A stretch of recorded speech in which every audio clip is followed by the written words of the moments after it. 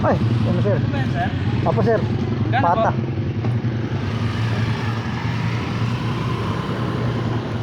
Bali 890. Pata. Tapos yung pong Shanghai. Ayan. Ano yan sir? Ulam o pulutan? Pulutan, sir. Ah, ganun ba? So, sir, 900, sir. Ha? Thank you, sir. Gusto ko lipat sir, sandali Okay lang. na po, okay na po. Ay, sir, salamat sir ha. Salamat po sir. Nakagustuhan po ng mga bisita yung pata at saka Shanghai. Oh, yan ay sabi nung customer ko Sabi ko na sa inyo hindi yabang yung sinasabi ko sa mga aking video na quality at masarap yung aming crispy pata saka yung Shanghai. Tsaka yung mga iba pa ko pang mga paninda ay mismo customer ko na nagsabi. Ay sabi ko nga sa inyo ay aring patang ari ay basta niluto sa gatong nakahoy, bukod sa nakakatipid na ay iba talaga yung lasa saka yung lambot ng karne din ay papaano nga ay dahil sa mga sikretong pampalasa na aking nilalagay din ay ari naman ay hindi ko inaangking akin talaga dahil ako ay ari itinuro sa akin nung aking kapitbahay dati magkakarne sa Lokban, Quezon.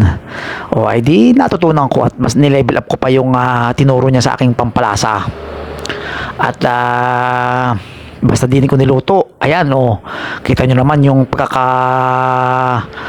luto ng pata, parang lambot na lambot talaga aba ay 2 oras na pakukuluan yan tapos ipiprito na at di mga 30 minutos lang na pagluluto yan ay aring-ari ng kainin yan, aring-ari ng iserbiyan, tapos meron pa yung sausawan na napakasarap ari pa sir, sarap po ng Shanghai, so ulitin po customer ko rin nagsabi niyan. Tapos ay ari pa thank you, sarap ng Shanghai. Ay di meron ka ng bandil ulam po kay pamulutan, krisipata saka Shanghai. Sulit na sulit ang ibabayad mo diyan. Ari yung aming krisipata ari halagang pagpata lang bibilin mo. Meron kaming 560, meron kaming 680, depende sa lakian. Ay sa mga ibang tindahan, yung halagang 600 na krisipata ay anong liit. Dahil nga sa matas na gangin ang bilihan ng baboy, pero dahil nga sa ginagamit ko gatong ay di nakakatipid ako.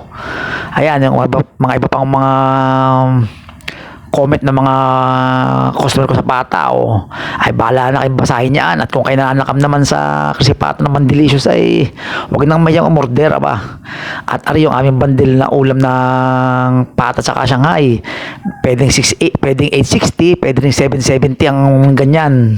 Yan ay depende sa dami ng Shanghai. Kapag 28 na piraso ay di 860. Kung 13 piraso lang na Shanghai ay di 770 naman ang bundle ulam pamulutan ng krisipata sa Shanghai.